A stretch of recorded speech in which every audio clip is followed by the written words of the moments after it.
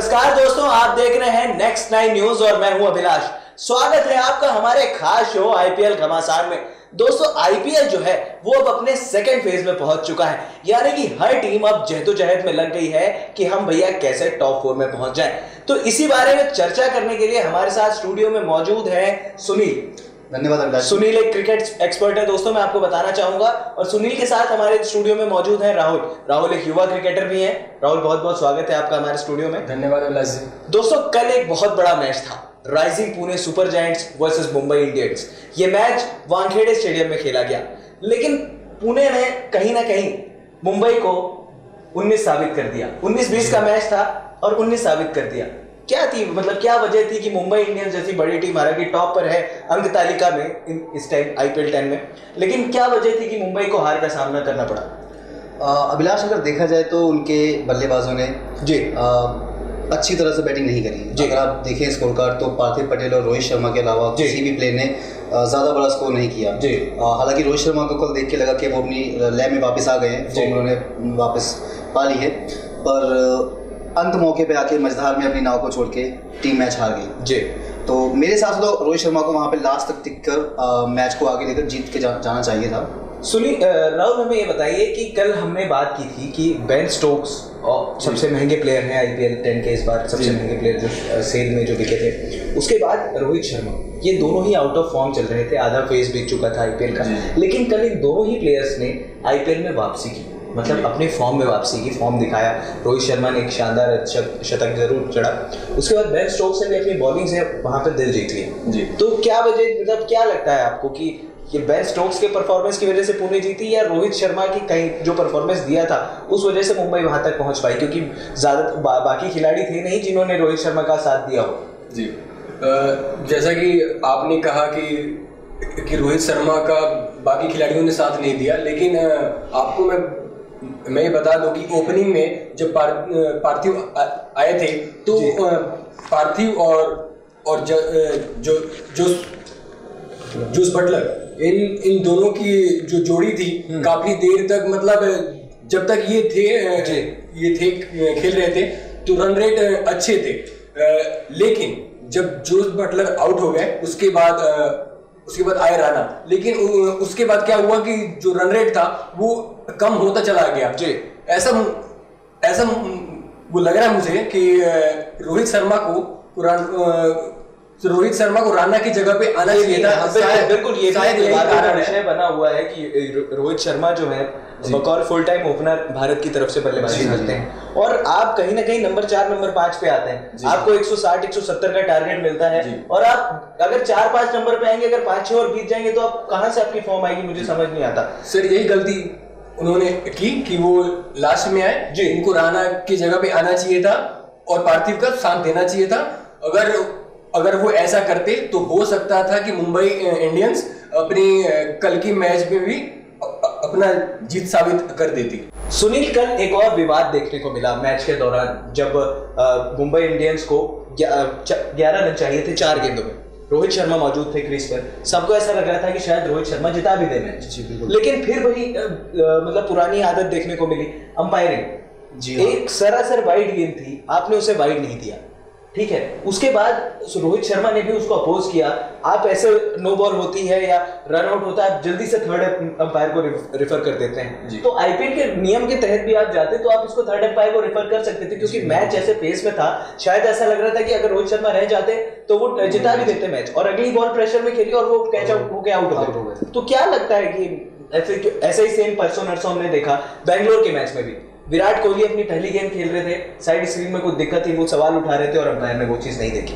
तो अंपायरिंग का स्तर क्या आप लगता है आपको कि कहीं ना कहीं गिरता जा रहा है? अभिलाष, गलत अंपायरिंग तो कल हुई थी जी, बट हम अंपायर्स के टैलेंट के ऊपर उंगली नहीं उठा सकते।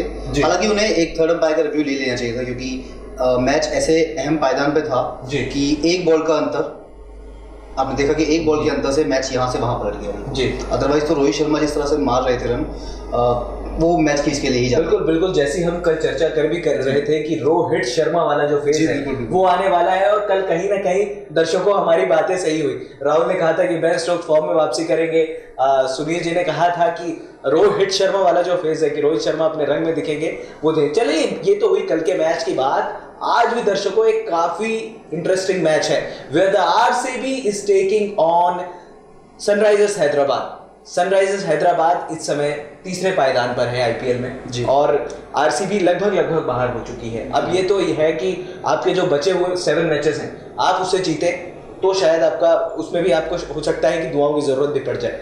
इतनी बड़ी टीम आरसीबी, इतने बड़े बड़े नाम, Chris Gayle, Virat Kohli, AB de Villiers और last match 49 all out.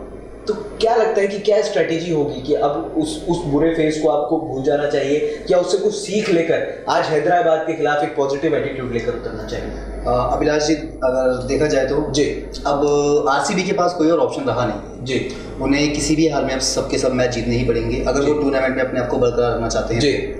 Players को अपने नाम के हिसाब से परफॉर्मेंस देनी पड़ेगी। जितने बड़े उस टीम में नाम है प्लेयर्स के, सभी जानते हैं T20 के वर्ल्ड फेमस बैट्समैन और बॉलर हैं वहाँ पे, लेकिन वो उस तरह की परफॉर्मेंस दे नहीं पा रहे हैं। तो कहीं ना कहीं आज उनके गेंदबाजों को और बल्लेबाजों को एक संतुलित टीम बना के एक टीम स्पिरिट की जैसे कहते हैं ना, एक संतुलित टीम बन के जब खेलती है तो बैट्समैन और बॉलर को साथ में मिलकर परफॉर्मेंस देना पड़ेगा, तभी आप मैच आगे जीत पाओगे।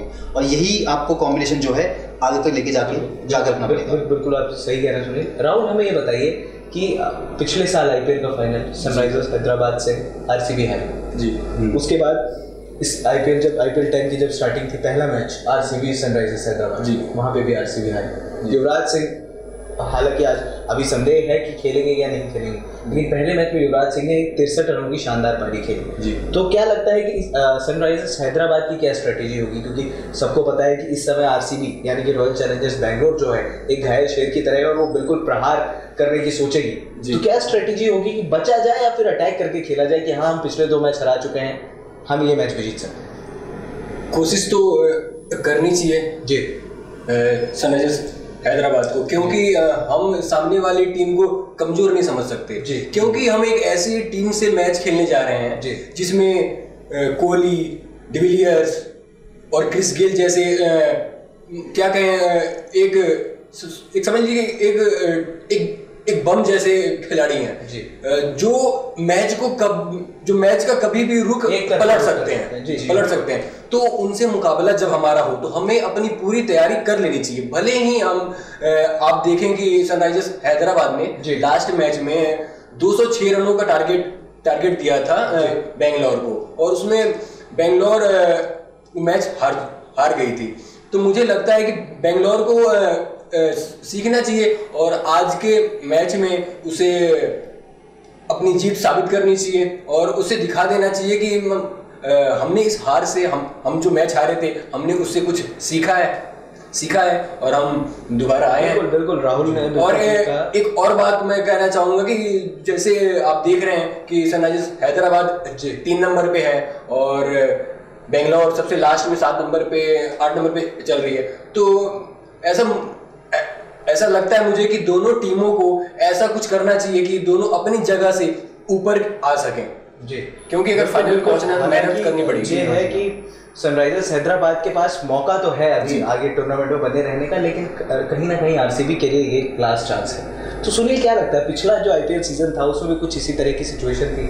हालांकि पिछले आईपीएल फर्स्ट फेज में 7 मैचेस में से 3 आरसीबी ने जीते जी हाँ। इस फेज में 7 में से आपने सिर्फ 2 मैच जीते। तो आपको पिछले आईपीएल से सबक लेके विराट कोहली के क्या जहन में चल रहा होगा इससे? अभिलाष, हमने हर आईपीएल में देखा है कि जब भी आरसीबी पॉइंट्स टेबल पे पिछले पायदानों पे होती है वो अचानक से फॉर्म में आती है और धीरे धीरे सीढ़े चढ़ते टॉप 4 में जगह बना लेती है। तो लगता है कि आज भी उनके बैट्समैन अच्छा खेल दिखाएंगे। और रही बात बॉलिंग की, तो चहल की बॉलिंग नो डाउट बहुत अच्छी है जी। और अगर उनके बॉलर्स ने अच्छा परफॉर्मेंस दिया साथ में जी, तो आरसीबी जरूर मैच जीतेगी और अपने पॉइंट टेबल में आगे ऊपर नंबर जरूर बनाएगी। तो चलिए, ये तो सुनील की उम्मीद है कि आरसीबी जो है इस मैच को जीत सकती है। सुनील, एक सवाल और करना चाहूंगा। शेन वॉटसन, जब स्टार्टिंग में विराट कोहली 4 मैचेस में नहीं थे, इंजर्ड थे और शेन वॉटसन कप्तानी कर रहे थे, विराट कोहली की वापसी हुई, आपने अगर एबी डिविलियर्स को वापस लेके आए आप टीम में, क्रिस गेल खेल रहे हैं, क्या आपको नहीं लगता कि शेन वॉटसन को बाहर बिठाना कहीं ना कहीं थोड़ा सा एक बैकफुट की तरफ इशारा करता है आरसीबी को? क्योंकि एक अच्छे डेप्थ बॉलर है, एक अच्छे ऑलराउंडर है, तो कहीं ना कहीं एक बैटिंग डेप्थ भी बढ़ जाएगी। आपके पास श्रीनाथ अरविंद है, उसके बाद आपके पास मिल्स तो हैं ही, तो एक बार क्यों ना ट्राई किया जाए, क्योंकि आप अब इस फेज में हैं, क्योंकि आप ज्यादा चांस ले नहीं सकते। अगर आप वॉटसन को ट्राई करते हैं तो हो सकता है कि मैच आप और अच्छे से बड़े अंतर से जीत पाए। जी हाँ अभिलाष, वॉटसन के बारे में एक बात कहना चाहूँगा जी। वॉटसन एक अपने आप में ही एक पूरी टीम है अगर देखा जाए तो जी। मतलब उनकी बॉलिंग देख लीजिए आप जी, अच्छी बॉलिंग करते हैं जी, रन भी बहुत ताबड़तोड़ बल्लेबाजी करते हैं। और वॉटसन को बाहर बिठा के रखना कहीं ना कहीं मुझे भी लगता है कि शायद कोहली की स्ट्रेटेजी कुछ अलग माइंड उनके दिमाग में चल रहा है, बट मेरे हिसाब से आज उन्हें वॉटसन को मौका देना चाहिए जी। क्योंकि अगर वॉटसन ने देखिए आपके पास ऑप्शन सबसे बड़ा ये आता है कि एक ऑलराउंडर है, वो 4 ओवर आप उनसे करवा सकते हैं, अच्छी खासी बैटिंग वो कर लेते हैं, ताबड़तोड़ रन वो बना लेते हैं, तो आपको टीम में एक एडवांटेज मिल जाएगा। और उसके अलावा उनके जो बाकी के बचे कुछ बैट्समैन हैं, सबसे बड़ी बात तो ये है कि कोहली को रन बनाने पड़ेंगे। कोहली ने अभी तक सिर्फ एक ही मैच में रन मारे हैं और उन्हें अपने उस रन की परफॉर्मेंस को दोबारा से वापस लेके आना पड़ेगा। चलिए, ये तो हमने आरसीबी की बॉलिंग की। राहुल, कहीं ना कहीं हैदराबाद की भी बॉलिंग जो है उनकी स्ट्रेंथ रही है इस बार, चाहे हम भुवनेश्वर कुमार को देख लें, हालांकि आशिक नेहरा ज़्यादा मैच नहीं खेले हैं, तो डेथ ओवर्स में भी हैदराबाद ने काफ़ी अच्छा परफॉर्म किया है। एक अच्छी कंबाइंड टीम है, ऑलराउंडर्स भी हैं, बैट्समैन भी हैं, बॉलर्स भी हैं। तो क्या लगता है कि आज बॉलिंग क्या अहम फैक्टर रहेगा, क्योंकि आज जो मैच है वो है बेंगलोर में जी, और बेंगलोर का चिन्ना स्वामी स्टेडियम जो है ये गेंदबाजों के लिए साहब कब्र माना जाता है जी हाँ। तो क्या स्ट्रेटेजी होगी, क्या भैया बॉलर्स लेके उतरे या फिर स्पिन अटैक के साथ उतरेंगे जी? जैसा कि आपने कहा कि जी आज के बॉलरों का क्या वो रहेगा जी, तो अभिलाष जी ये मैं बताना चाहूँगा कि लास्ट के आप जो भी आप वो देख लीजिए जी, आईपीएल के मैचेस, अगर सनराइजर्स के सामने बेंगलोर की टीम है तो मुझे लगता है कि भुवनेश्वर कुमार को ये मौका देना चाहिए उनको बॉलिंग की, क्योंकि जो गेल हैं वो इनके बॉलिंग से कंफ्यूज बिल्कुल हो जाते हैं और वो खेल नहीं पाते है कि जब आप अगर उनको सामने बॉल कराते हैं, गुड लेग बॉल डालते हैं, तो गेल को स्वाइप उठाने में दिक्कत होती है जी हाँ, क्योंकि उनका तो वही अंदाज है कि भैया गेल स्टॉर्म कब ना आ जाए। तो यही बात है। भुवनेश्वर कुमार एक बहुत अच्छा आपने ऑप्शन बताया, भुवनेश्वर कुमार इस समय पर्पल कैप होल्डर भी है जी हाँ, तो भुवनेश्वर कुमार क्या है रोल प्ले करेंगे? अभिलाष, भुवनेश्वर कुमार की बॉलिंग कहते हैं ना एक मजे हुए खिलाड़ी जो बहुत संतुलित गेंदबाज जिसे कहते हैं, उनकी इन स्विंग, उनकी आउट स्विंग देखिए आप। और सबसे अच्छी बात तो ये है कि वो जब से आईपीएल में खेलना उन्होंने स्टार्ट किया है, आपने एक परिवर्तन देखा होगा उनकी स्पीड में, काफ़ी स्पीड बढ़ गई है उनकी। अब वो 140, 142, 144 की स्पीड से गेंदबाजी करते हैं और डेथ स्पेशलिस्ट तो वो हैं ही, साथ ही साथ विकेट भी निकाल के देते हैं अपनी टीम के लिए। तो और सबसे बड़ी बात तो ये है कि उनको जो सपोर्ट मिला है एक एक्सपीरियंस गेंदबाज का जो है हमारे आशीष नेहरा, तो वो एक कॉम्बिनेशन बना के चलते हैं। अच्छी गेंदबाजी तो हैदराबाद की हमेशा से रही है, बल्लेबाजी भी नो डाउट उनके प्लेयर्स अच्छे करते हैं। शिखर धवन भी थोड़े थोड़े रन बना ही रहे हैं, जेपी वार्नर ने भी रन बनाए हैं हमने देखा है, और उनके बाकी सारे प्लेयर मिला के एक संतुलित टीम बनाते हैं। तो आज का मैच अगर हैदराबाद को जीतना है तो मेन फोकस उनके बॉलर पे ज़्यादा रहना चाहिए, क्योंकि आरसीबी की जो स्ट्रेंथ है वो है उनकी बैटिंग जी, और हैदराबाद को अपनी बॉलिंग की परफॉर्मेंस अच्छी देकर उनकी बैटिंग को रोकना पड़ेगा। चलिए, ये तो अब मैच का क्या रिजल्ट आता है ये तो आज रात को 11 बजे के बाद ही पता चल पाएगा दोस्तों। राहुल जी, जाते जाते फटाफट बता दें कौन सी टीम फेवरेट, सनराइजर्स हैदराबाद या रॉयल चैलेंजर्स बेंगलुरु, किसकी जीत है जी? जो अच्छा खेलेगा उसकी जीत है जी। नहीं मतलब आपकी फेवरेट कौन सी है? सर ऐसे तो मैं चाहूँगा कि बेंगलोर जीते, क्योंकि एक होता है ना कि हमारे पास सब कुछ है, हम हर चीज से सब कुछ होने के बाद भी परिपूर्ण है, और उसके बाद भी हमें वो चीज नहीं मिल पाती है जिसके हम लायक हैं जी। तो मुझे लगता है कि आज की मैच मतलब बेंगलोर को जीतनी चाहिए जी। सुनील? विलास, मेरे हिसाब से तो आज का मैच हैदराबाद लेके जाएगी, बट अगर बात करें बेंगलोर की, बेंगलोर को जीतना चाहिए, वो भी एक अलग पॉइंट है, क्योंकि बेंगलोर की एक ऐसी टीम है जब भी वो उनके बैट्समैन बैटिंग करने आते हैं तो भाई मैच देखने में मजा बड़ा आता है। अब ये देखना दिलचस्प होगा, गेल स्टॉर्म जी चलती है जी।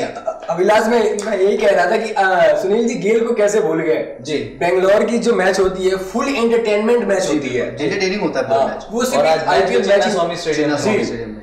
तो चलिए दोस्तों, ये थी हमारी खास पेशकश आज के मैच को लेकर। RCB is taking on Sunrisers Hyderabad. अब ये तो रिजल्ट के बाद ही पता चलेगा, लेकिन सेकंड फेज में अगर आरसीबी को बने रहना है तो उन्हें ये मैच हर हाल में जीतना होगा। तो ये था हमारा खास कार्यक्रम आईपीएल घमासान। अगले मैच के लिए फिर होगी आपसे मुलाकात, लेकिन तब तक के लिए हमें दे दीजिए इजाजत। और हाँ, हमारे चैनल नेक्स्ट 9 न्यूज़ को सब्सक्राइब करना मत भूलिएगा। धन्यवाद, नमस्कार।